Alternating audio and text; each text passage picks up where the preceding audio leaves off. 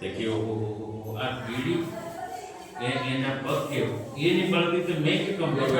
કામ કરી બાદ ભરી તે વખત નો ફાઈટર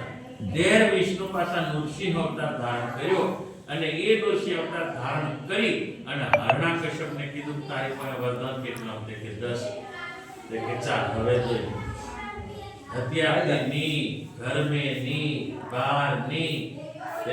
એને આખા ગામે દોલી ફેરો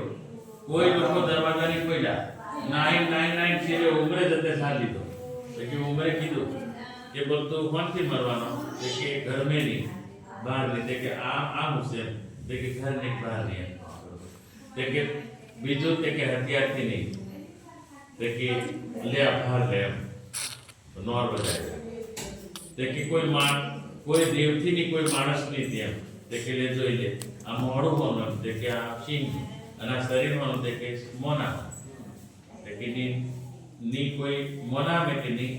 જનાવર એવું છે આ વરદાન છે તારી કે એની મે તે વખતે એને પછી ચીરીને કે હરણાકશ્યપને માર્યો તો આ પછી ભક્ત પ્રહલાદે આ એને બચાવ્યો ને પછી ભક્ત પ્રહલાદે જે પેલો પાઠ કર્યો પૂજા ગોઠવી પાઠનો મતલબ આપણે આ પાઠ જ છે તમે જે કરો એ પાઠ જ છે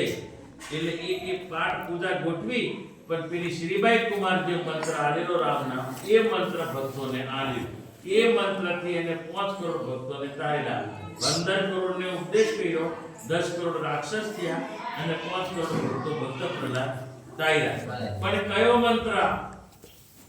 વિષ્ણુ તો પછી આવ્યા આ પાઠનું મંડાણ તો પછી કર્યું એવી કર્યું પણ એ તો એના પહેલા તો પેલો ગુરુનો શબ્દ તો આ કહાની જી हमने बोला कि 4 युक्तियां चालू करी कि 4 युक्ति हां તમે 4 युक्ति કરો પણ કઈ રીતે છે 4 યુગની તમે ખબર છે તમને 4 યુગનો પાઠ વાંચી છે પણ 4 યુગની અંદર આ મંત્ર કોનો શ્રીબાઈ કુમાર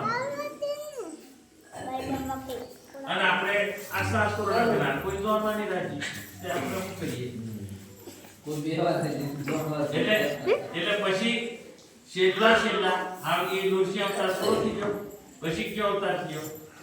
નૃસિંહ અવતાર પછી કયો અવતાર આવ્યો 12,96,000 વર્ષોનું આયુષ્ય હતું એમ ત્રેતા યુગ બેઠો ત્રેતા યુગ में रोम अवतार આવ્યો अब रोम अवतार में કોને માર્યો રાવણ પછી વ્યજતા બરોબર હું કહેલું રામ અવતારમાં રાવણ માં વ્યજતા છે પછી આવ્યો દ્વાપર યુગમાં કૃષ્ણ અવતાર આવ્યો કૃષ્ણ અવતારમાં કંસને માર્યો પછી જતા એકલો ત્યારબાદ પરશુરામ અવતાર પરશુરામ અવતાર